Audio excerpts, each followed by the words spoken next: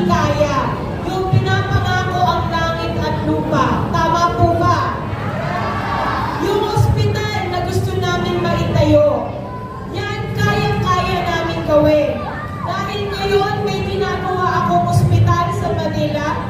Last year ko siya inumpisahan, matatapos na siya ngayon taon. Ano pa kaya dito sa lungsod ng Pasig?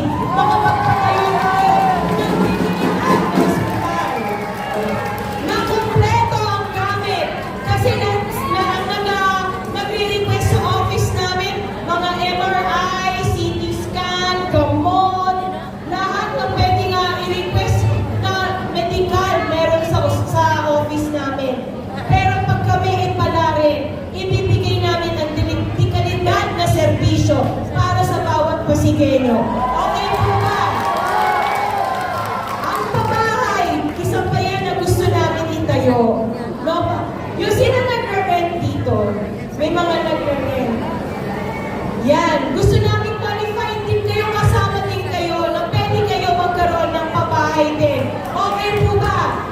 Yung hindi kayo itatapon sa Tanay o Laguna, dito lang kayo sa Pasig. Okay po ba yan? Kaya natin yan. Kaya ang team namin, ano namin? Kaya this. Tama po ba? Kaya this? Ay, tumahimik. Sorry. Hindi. Ang gusto namin, no, isang pangarap din, ang huli, isang pangarap ng isang Ate Sara at Team Kaya Des, magkaroon ng matalinong lungsod. At mamumuno, isang matalinong mamumuno din. Hindi puro salita, may gawa. Tama po ba? Kasi ngayon, wala pa kami sa posisyon. Nagkaroon tayo ng mga medical mission.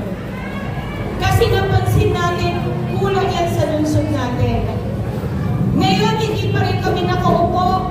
Gumawa tayo ng mga kalsada at kanal. Kasi nag-request ang bawat HOA. Hindi pa rin kami nakaupo na bigay kami tables, chairs sa bawat HOA association. Hindi pa kami nakaupo na visiting kami. Kasi ang dami namamatay sa dengue. Hindi pa kami nakaupo nun. Ano pa kaya pag kami ay palarin ng Team Kaya Des? Yan ang gusto namin para sa Pasig. Kasi maaari ba na makasama namin po kayo? Sa laban na to? Ha? Ang laban na to hindi para sa amin lang. Para sa inyo, bawat isang Pasigueño. Tama po ba? Para sa mga anak nyo dito na mas kilala ako. Tama po ba?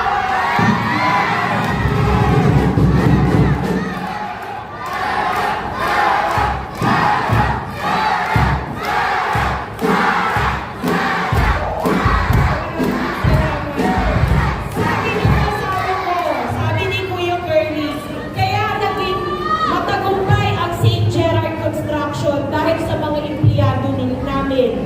Naging hangin sila sa ilalim ng pakpak namin para makalipad kami kung nasaan kami ngayon. Isa sa #1 na construction company sa buong Pilipinas. Ngayon hinihiling ko sa inyo, maaari po ba kayo maging hangin sa ilalim ng pakpak ng Team Kaya Des?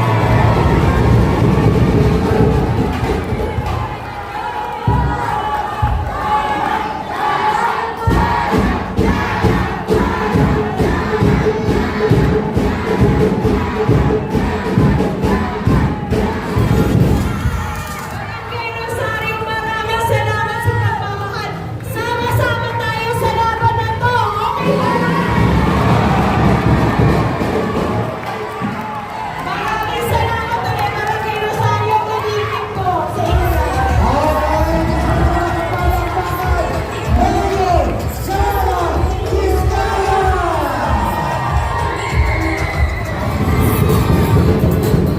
Siyempre, ang bagong magiging ina ng lungsod ng Pasig.